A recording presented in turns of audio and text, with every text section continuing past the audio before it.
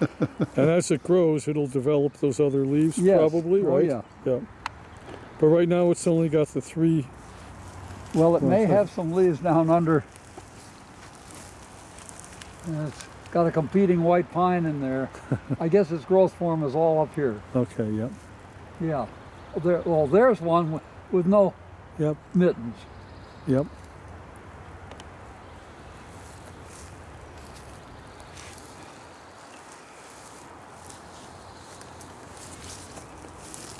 Now this is a balsam fir, transplanted from the Adirondacks.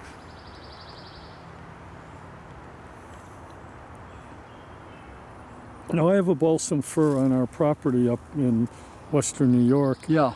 and it grew more as a mat than a tree. Well, then it's an unusual growth form. Yeah, and it's dying out now. We've been there 20-something years, and it's in the woods, but it's maybe a 30-foot wide mat. Is it where deer can get to it? Yeah, yeah. Are they nibbling it? They have been, yes, they have been. But it was really unusual when I discovered that. If you can, dig it up, put it in a pot, and try to save it, and get it out of the deer But it's like area. a huge mat, though, like 30 feet around almost. Okay. So I don't know what is there anything else? Then fence it. Fence it. Okay. Fence it and weed out around it, and put a little bark mulch around it. Well, I remember when I looked into it originally, because I figured this was unusual, I did run into a reference where in very northern subarctic growth, you have this kind of mat growth. Yes, and I go, is that where we've moved? Subarctic terrain? Yeah. Now, if you look up that way, you can see another fir tree. That is a grand fir. Is that the one with the bright green tips? With the bright green new growth.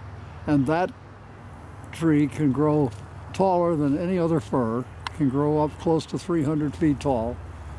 I'm not saying it'll do it in the east, but in its own natural environment in the west coast. However, as firs are, they're not long-lived. Many of the long-lived firs, like a noble fir, can live 1,000 years. These probably live only 250 years. But during that time, they achieve higher growth and larger size than any other fir. Now, if you look over this way, you'll see another spiky fir that's quite tall. That's a Fraser fir. They're hard to determine from the balsam fir, but in the Christmas tree trade, they're used more because they're easier to grow. The one closest to us, not the one behind. The tall one behind. The tall one behind, it's very That's a tall. Fraser, yeah. Yeah, it looks like a fir, The one that's this side is just another arborvitae. yeah. Do they have fragrant needles like the balsam fir? Yes, pretty much indistinguishable. They're a more tolerant tree of pollution. By that we mean air pollution and things like that. Whereas the balsam fir is less tolerant. Now, balsam firs are not long-lived firs. Most of them are dead in 150 years.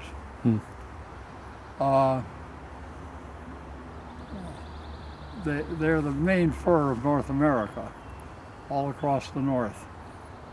The commonest fir in the world is a Siberian fir, just because Northern Asia and Siberia are bigger than North America. And I've got about 8 or 9 of those growing in the Russian area.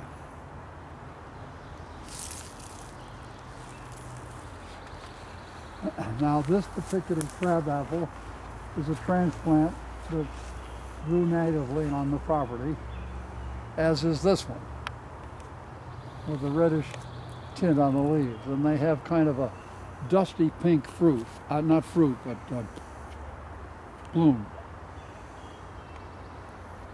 The ones that are green-leaved behind it and beside it on the left are Boughton varieties.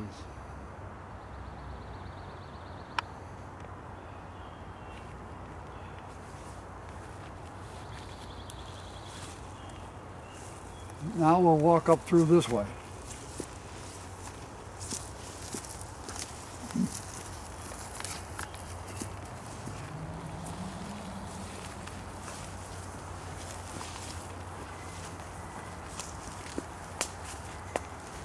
Now you can remember that I showed you that tulip tree, which you can see up through there. The big tree to the left of the white pines. It's the first tulip seedling I got was from that tree. And I moved it because it wasn't quite in the spot where I wanted it. And I'm going to show you where it is. The first tulip seedling is that tree right there, which is now about 40 feet tall. Looks healthy. Very healthy. That's a seedling of that tulip tree.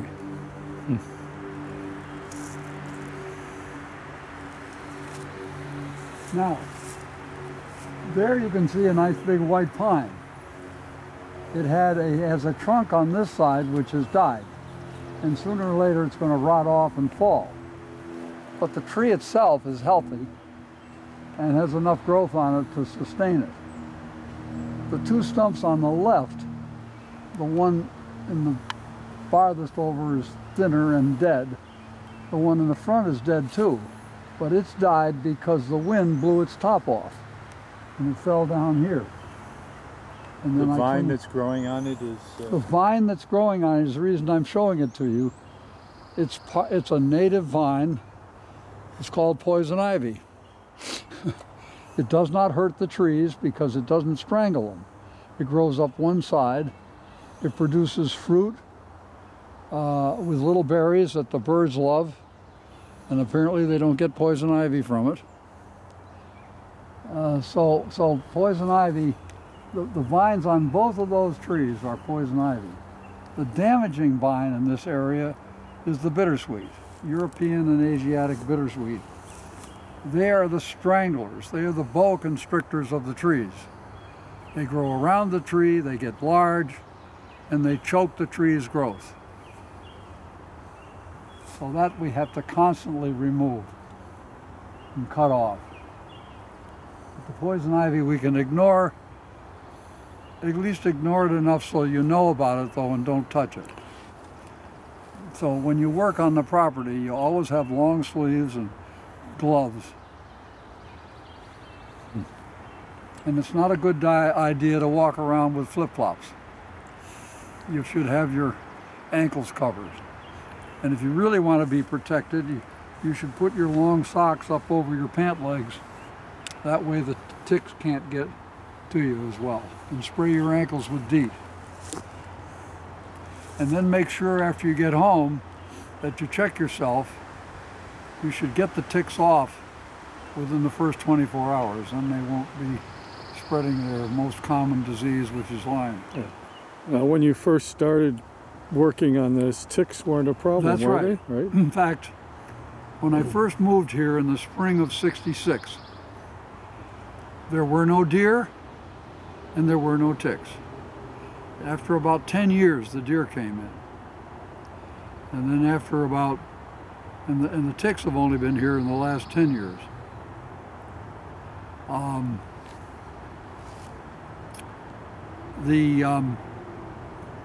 The deer were controlled in the past by poaching.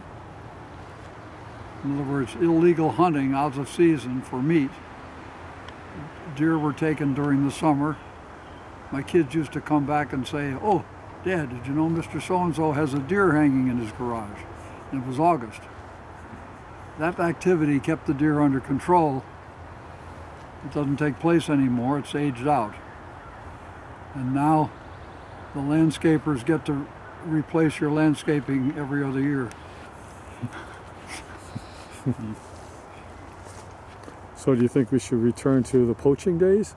No, but we should be a little bit more liberal about how we manage things. Only archery is legal in this particular part of Albany County, and but you must have permission of the landowner. And archery is not quite as efficient a way of getting rid of deer as is the highway. And one of the things, when you see dead animals on the highway, the more you see, the greater is that population. So it's not a sign that the population is disappearing. It's a sign, death on the highway is a sign that the population is increasing.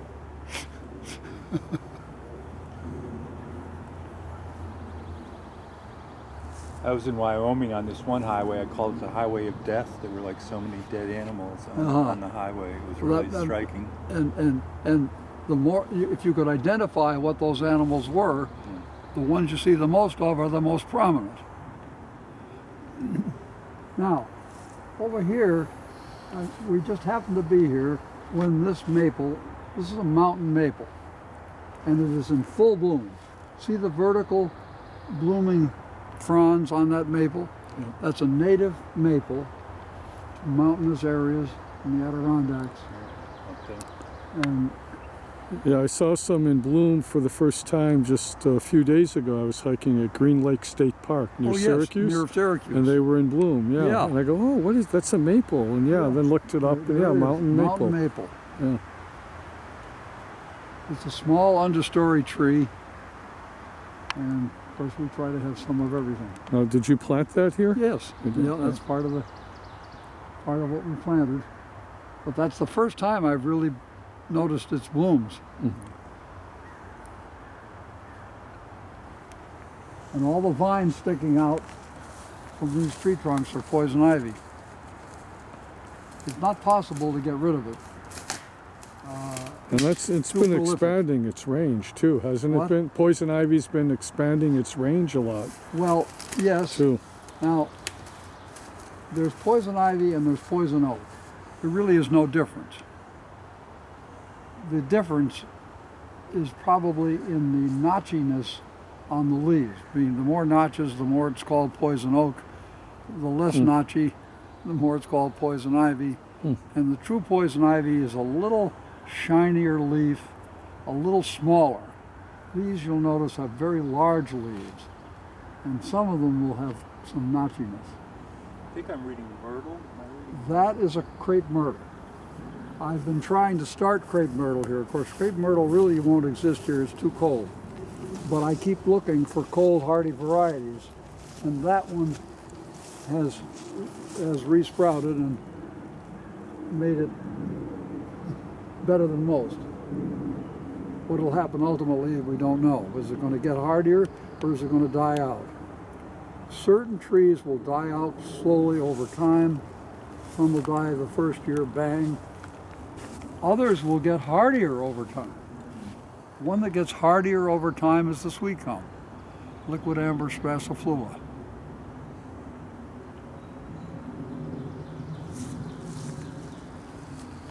Okay, now we're going to walk down this way.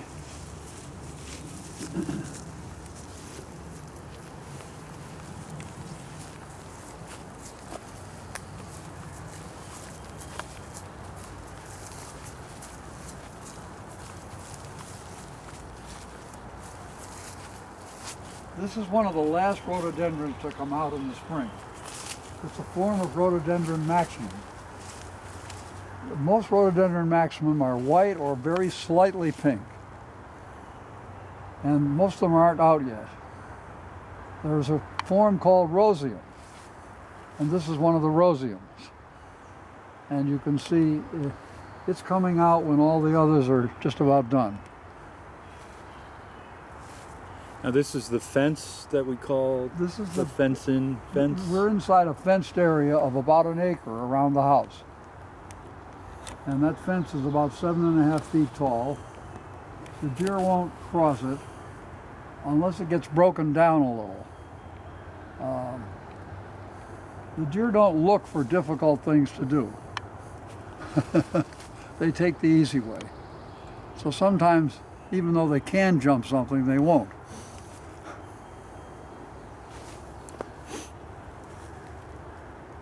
If the snow were 2 feet deep and had a hard crust, and they were really starved, they would be more likely to want to get in here to be able to eat some things that were forbidden to them.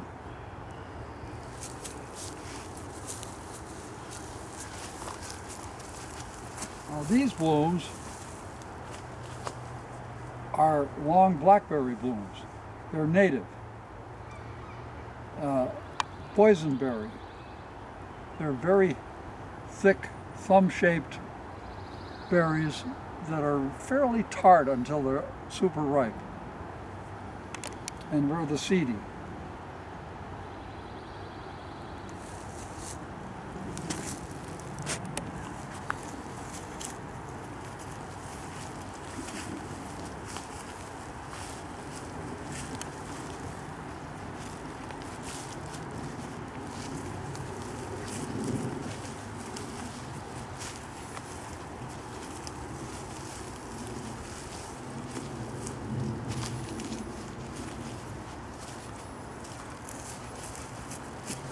This red leaf plant is a flowering plum, has pink blooms early in the spring.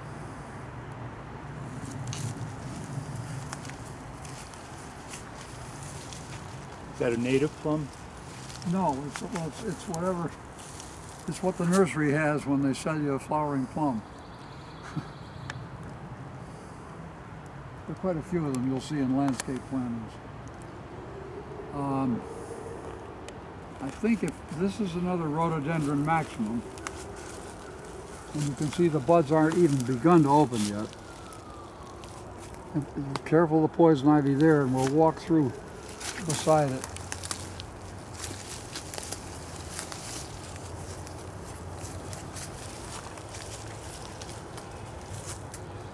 And I'm going to show you some Magnolia grandifolia.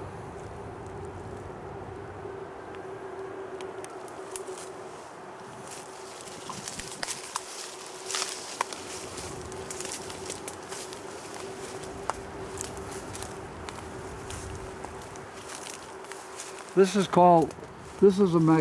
may look superficially like a rhododendron, but it's a Magnolia grandifolia. It's an evergreen magnolia that grows in the south. There are a couple or three varieties which might live in certain areas of the north. This is one of them. This is called Bracken's Brown. It's called Bracken's Brown because underneath the leaf it has that brown sort of with a mild indumentum, which is a fuzziness. That's a really interesting light effect. It goes from green to brown. Yeah. On the underside of the leaf has that brownish look. Yep. And I don't know whether this is going to bloom or not. That could be new growth. I don't think it's a bloom. It hasn't bloomed yet. See? It could be just new growth. And the reddish rhododendrons that are fading are one from the Weston nursery called Dr. Dresselhaus. Now, another phenomenon is over here. You see, there's a white birch. That's a paperbark birch. It's a native tree. It's only growing there because there is a pine log left where it got seeded. If that pine log had not been left there, that birch would not be there.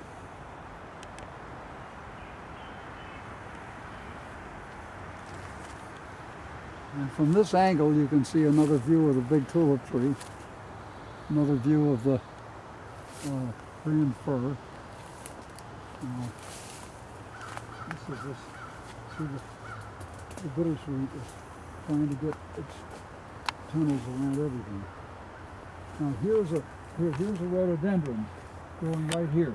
That's only growing because of that black cherry log. That's naturally seeded. This rhododendron. I guess the path is on this side.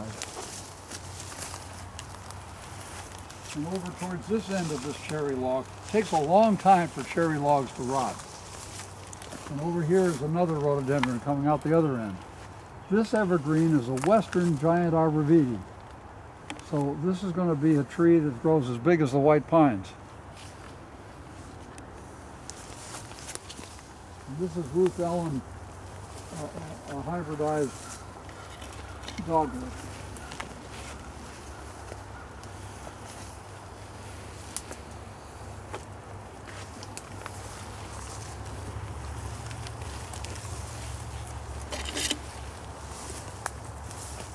This is another vine which is a native vine. This is a grapevine. And it doesn't kill the trees except by being so vigorous that its leaves cover up the leaves of the tree.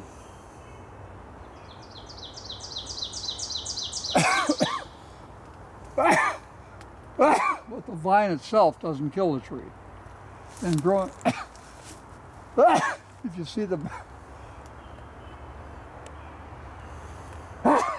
berries on the poison ivy? Yep.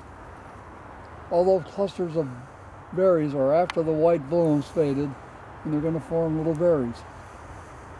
And that big vine, bigger than your wrist, is a poison ivy vine. And it attaches to the tree with 1,000 little tentacles per inch. Very difficult to pull off. Whereas the grapevine hangs free, like this.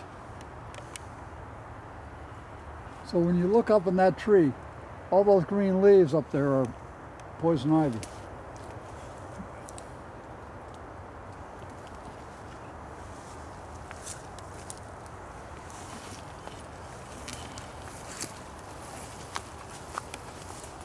Now from this angle you can get another look at that Fraser fir.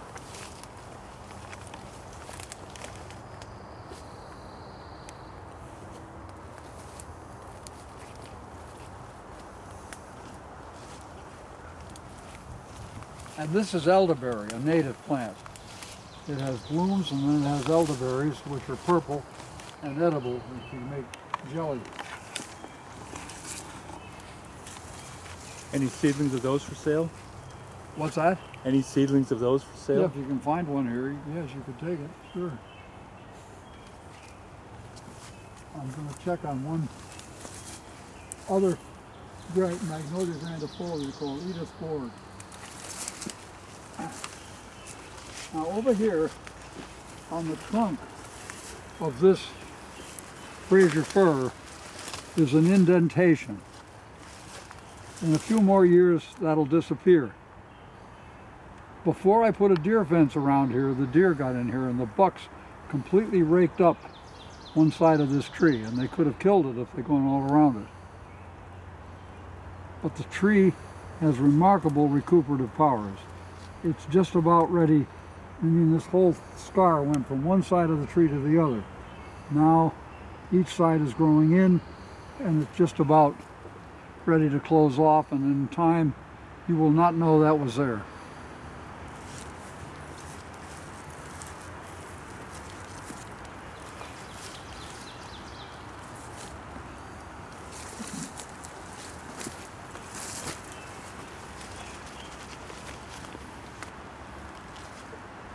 Yes, I don't see anything that looks like a bud for fruit.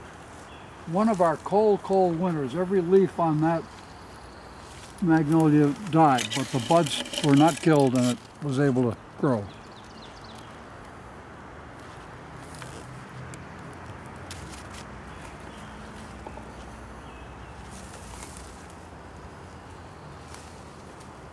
Okay, now we're going to sneak back through this way. Those are the Dr. Dresselhaus blooms.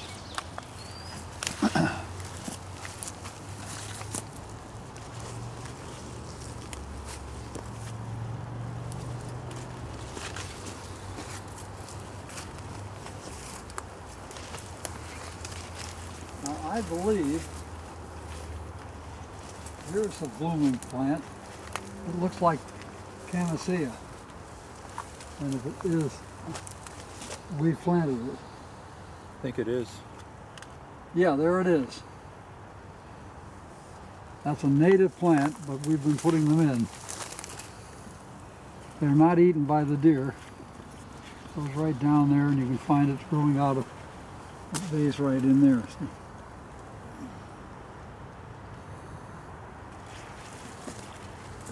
The Indians used to eat their bulbs.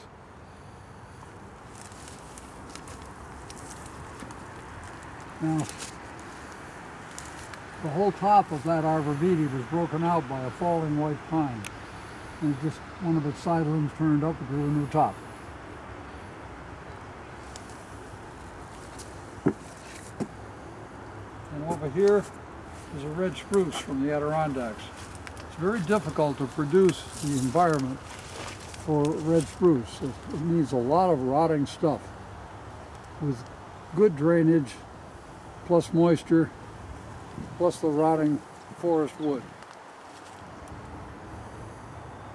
They don't do well in this climate. They're the main spruce of the Adirondacks. But this one I've been able to make do well, and I've got a couple others doing well.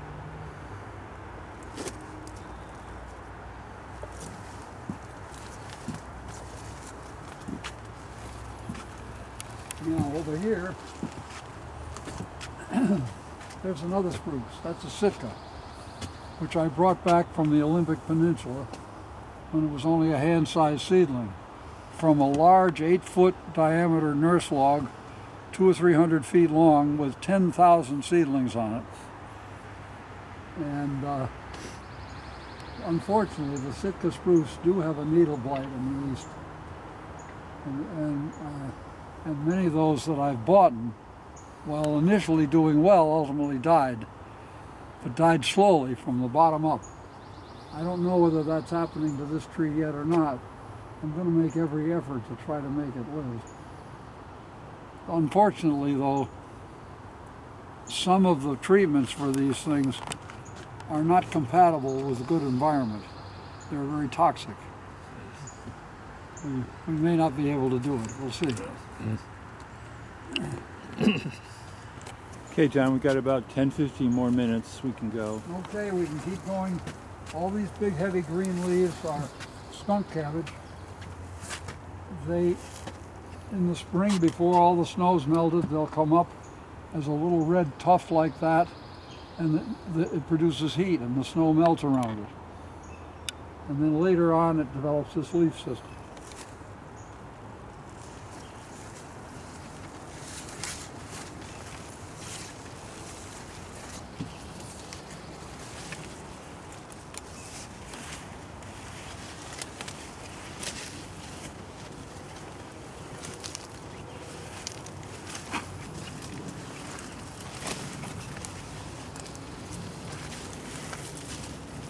Here's another rhododendron, maximum roseum, and it isn't at all out yet, like the one back there.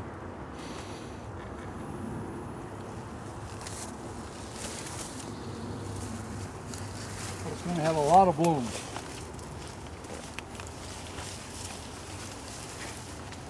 And this is another form of Alaskan yellow cedar. It's the glaucous form. It's not the normal form. It's not the pendulous one. And it grows slower, but it's a form of false cypress. At least it was thought to be, but that particular species, Chamaecyparis nuitcatensis, has now been shown to be its own genus, and they haven't yet figured out what to call it. It's more like a true cypress than it is like a false cypress.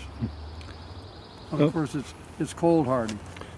Now that's happening with a lot of different species of growth where they're deciding that they're not what they thought they were in different families. And this has been enabled by genetic examination. Yeah.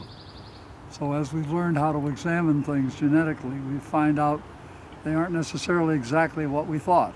Yeah. Now if you get over here, the light favors you, and you can look back and you can see the tops of 2 arborvitaes, the Sitka and the Fraser. And over there's the tulip tree, starting to rival the white.